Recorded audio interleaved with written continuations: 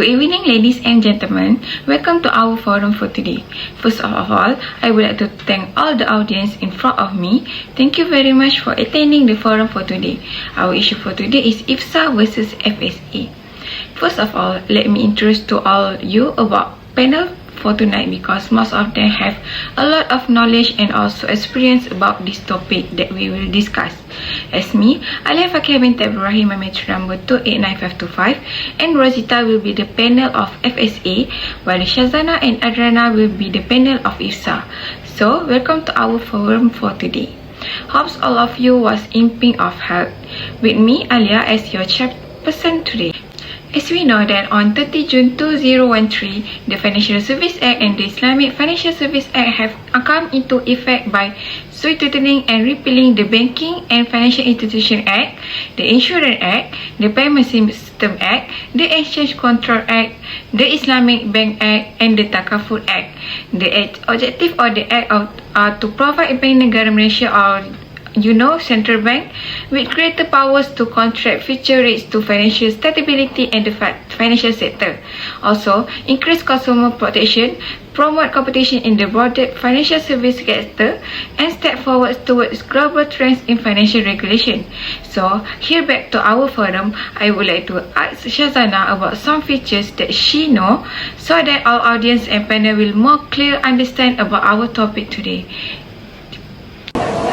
Okay, thank you Alia for starting about Financial Service Act and Islamic Financial Service Act 2013. Assalamualaikum, my name is Shazana binti Muhammad Noor, matrix number 289953, and I would like to talk about features both Financial Service Act and Islamic Financial Service Act 2013. Financial Service Act and Islamic Financial Service Act 2013 combine several separate laws for regulates the financial sector under the framework single legislative work, respectively for conventional and Islamic financial sector.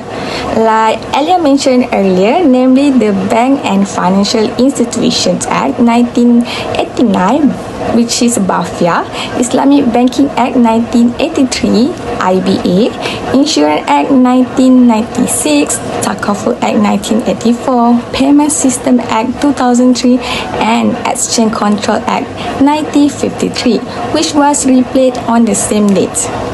The main features of the new law are: first is the greater clarity and transparency in implementations and administrations of the law. These include regulatory objectives that clear interpretations and accountability of the Bank Negara Malaysia to implement its main goal to preserve financial stability, the situation which is clear to enable action to be taken by Bank Negara Malaysia to implement power and functions under this law, and transparent evaluations criteria for institution which is giving the power to the continue to regulate financial business and for suitability shareholder. Second, strengthening business practice and consumer protection requirement for increased consumer confidence in financial service and products. Third, the main features is provision for regulatory requirements difference that reflect mediating activity finance and risk respectively to the financial system as a whole. Next, provision to regulate companies' financial holdings and unregulated entities. Regulator need to take into account the systematic risks that can emerge from interactions between institution regulate with the unregulated institution regulations, activities and market.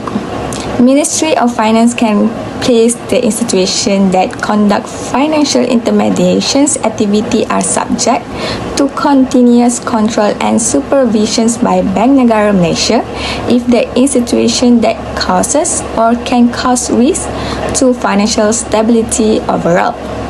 And last but not least, stronger provisions for enforcement and effective supervisory interventions and early. This new law will put Malaysia financial sector, which include banking system, insurance takaful sector, market financial and payment system, and intermediaries other finance on the platform to continue to advance forwards as a strong financial system, responsible and progressive.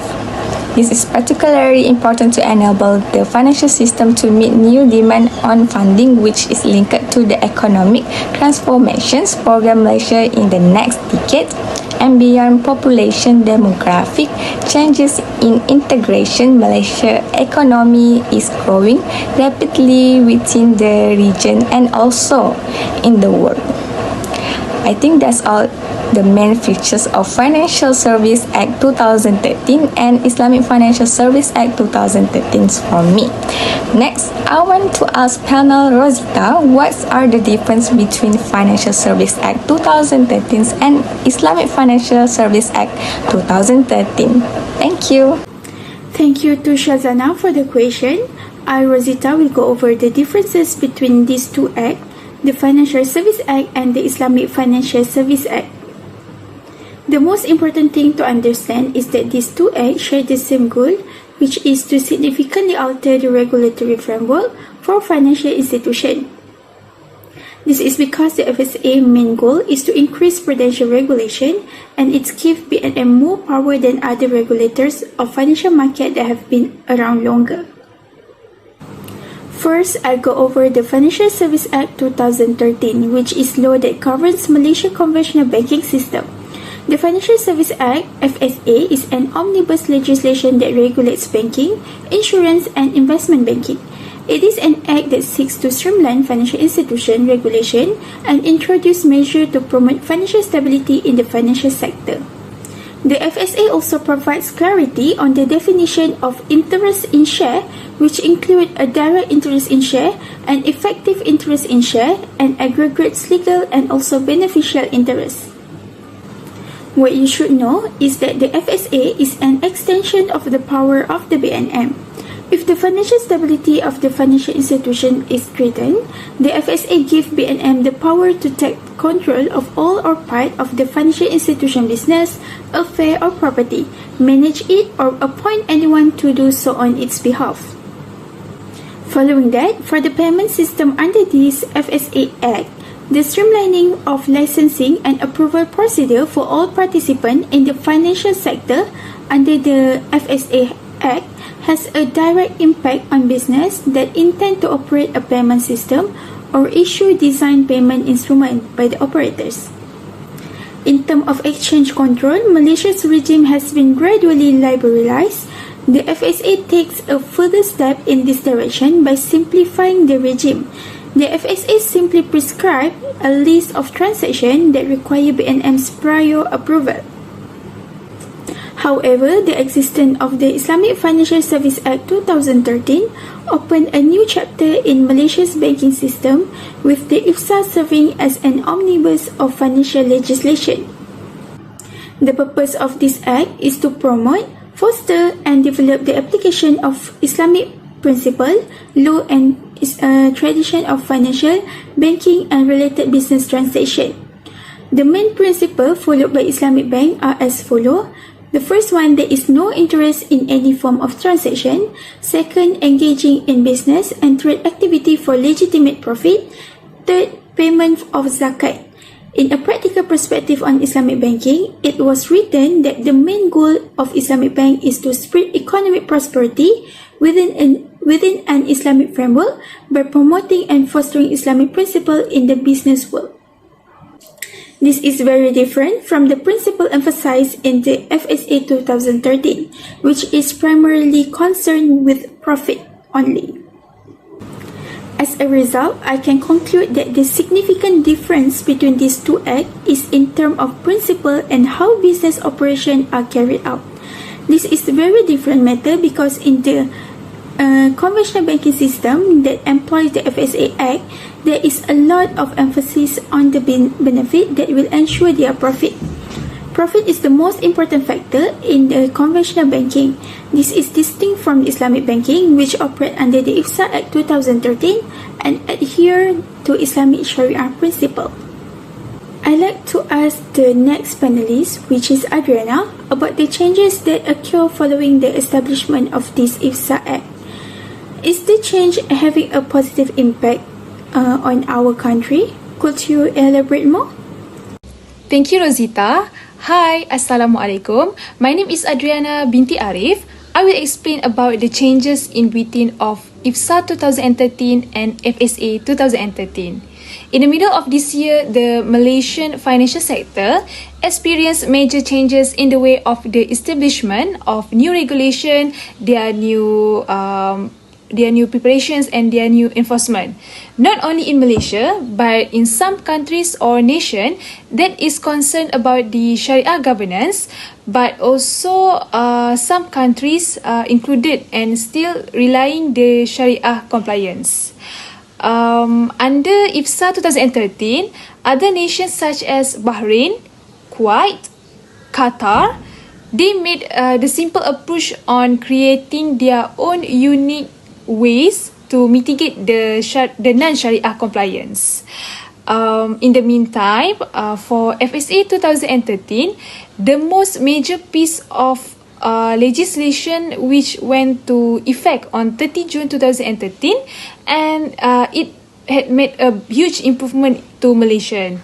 So that's all for me. I will pass to Alia to make the conclusion for this forum. Thank you to Adriana for the good explanation. So there's so much new knowledge that we learned today, right? Me as the moderator today will conclude that FSA and IFSA contain provision that enable BNM to effectively perform in oversight role. In general, this conclude empowering Bank Negara Malaysia to certify standard SVS to issue direction of the purpose of ensuring the safety, security, effectivity and reliability of the payment system and payment instrument.